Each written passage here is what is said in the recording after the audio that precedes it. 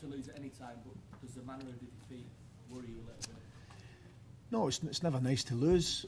We felt today especially that we're trying to minimise the amount of times that Man City could play through us. You know, we're trying to get a defensive organisation, much like we did against Liverpool, when we played Liverpool away in Manchester United, and even Everton to a certain extent.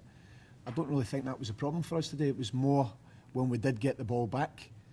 We never kept it the way we normally did in the previous away games, and I think not having Steven Nzonzi fit today, he was suffering from tonsillitis, we only got him on the pitch near the end, and I thought that was probably when we kept the ball the best, when Steven and Ruben Rachina was on. So that was a disappointing thing for us today. When we did get the ball back, you know, we quickly gave it away, and we never really got ourselves up the pitch enough to trouble Joe Hart.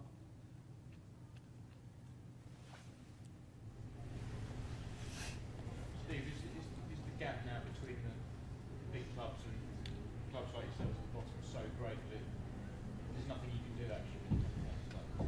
No, well, I think you can go to games, you can go to the big clubs like we did when we went to Manchester United, we went to Liverpool. I think if you go with a good defensive setup, you can certainly, even though you might only have a small part of possession, you can certainly cause them problems like we did in those games. So I think you know how difficult it's going to be, because it's the depth of the squad.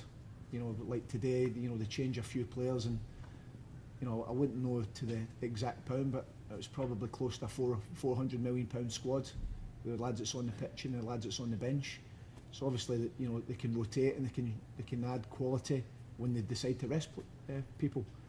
But the games that we've got coming up now, we're getting to play against Villa, and we've got Bolton, and we've got Wigan. You've got games coming up with teams in and around us, and it's going to be a massive month for us. And from our point of view, we've got no injuries today. We've got a couple of players coming back, Gil Gavey and Jason Lowe from suspension shortly.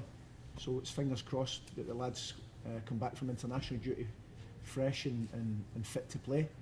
And we're disappointed today, but we'll move on. Were you tempted at any point to change the formation and push more going forwards? Well, that's always an option, but we felt that it was the second goal that was a difficult one, because even at 1-0 we felt we were still in the game. We didn't want to be too expansive, because I think the first goal shows you when Junior Hoilett loses a ball, and it's the pace and the intensity in which City can attack teams. I think if you can commit too many players above the ball, they're so good on the break that it can open you up, and before you know it, you're really chasing the game. So we wanted to try and maintain the shape of the team, but keep the ball better, which we never done today up until the last 10 or 15 minutes.